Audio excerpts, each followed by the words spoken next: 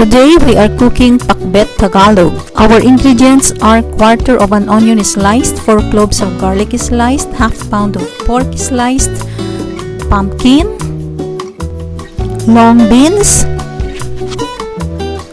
bitter melon, any variety, okra, and eggplant. And of course we have the lima beans and 2 tablespoons of shrimp paste. So we're going to saute pork in 2 tablespoons of olive oil until brown.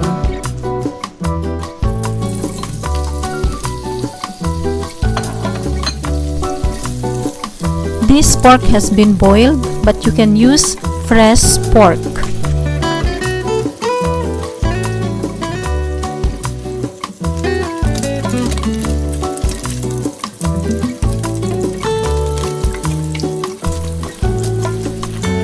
Set aside the brown meat, then saute the garlic.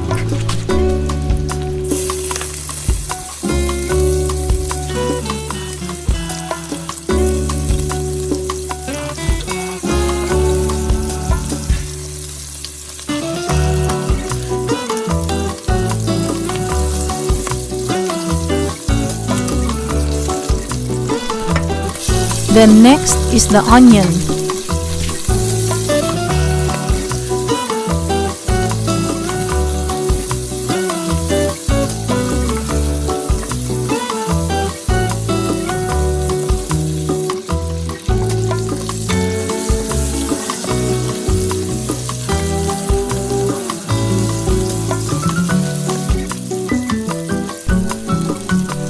Then add 2 tablespoons of the shrimp paste.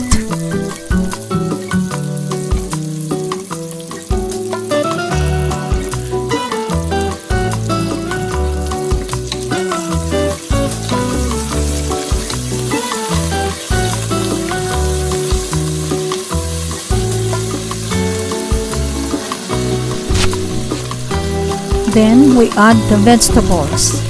First, we have to put the pumpkin because the pumpkin takes time for this to be cooked.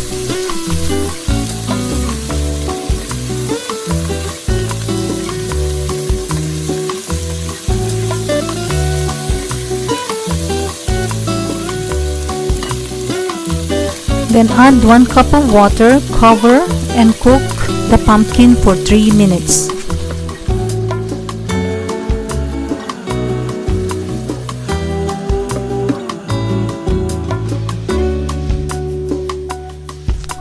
And after 3 minutes, add all the other vegetables.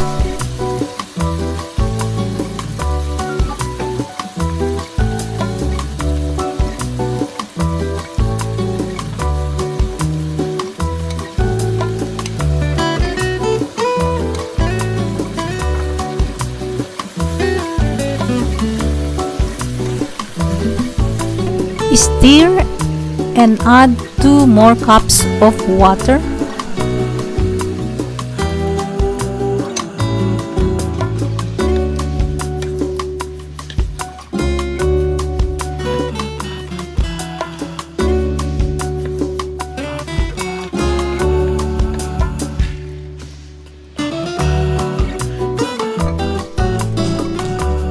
For this recipe, I'm adding 5 to 7 pieces of shrimps with the vegetables. So this is a 1 dish meal. There's protein, there's vegetables, there's seafood.